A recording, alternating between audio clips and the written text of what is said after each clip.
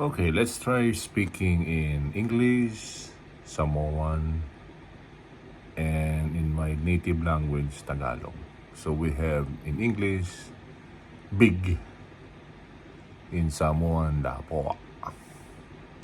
In modern Samoan, Lapunda.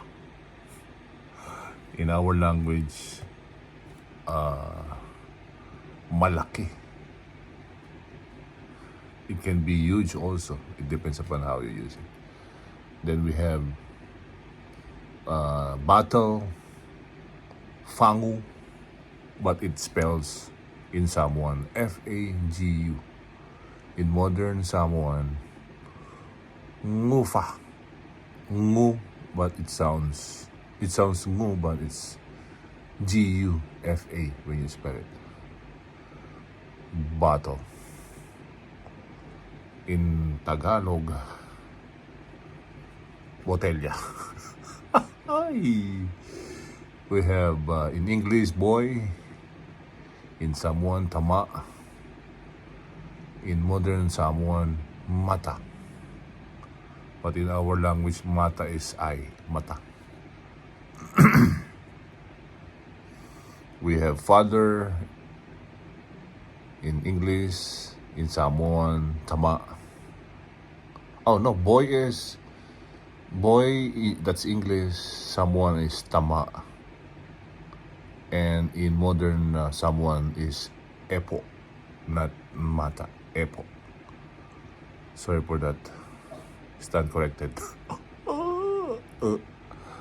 Then we have English father, then like I repeated earlier, Samoan tama, and modern Samoan is mata. Then we have English girl, in Samoan kingi, but it spells T-E-I-N-E. Then in modern Samoan we have keo. I don't know if I pronounce it right. Or in our language, dalagang babae. And we have English, hello.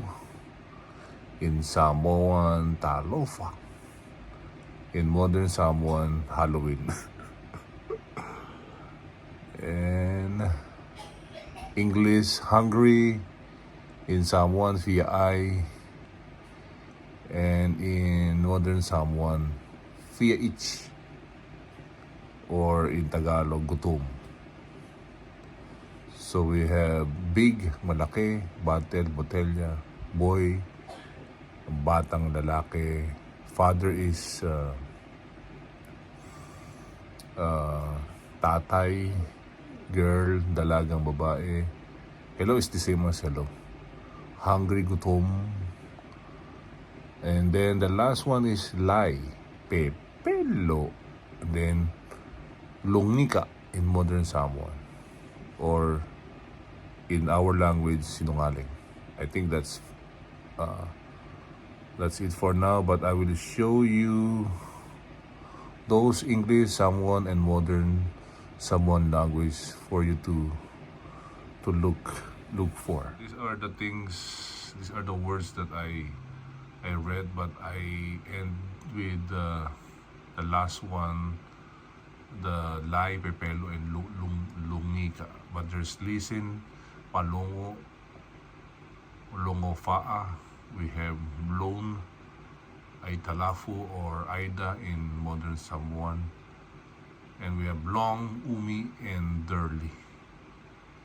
So there you go. We have also listen is makinig in Tagalog.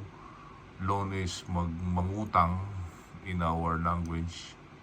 And long, umi, or derle means mahaba. So it depends how you will use it in a sentence.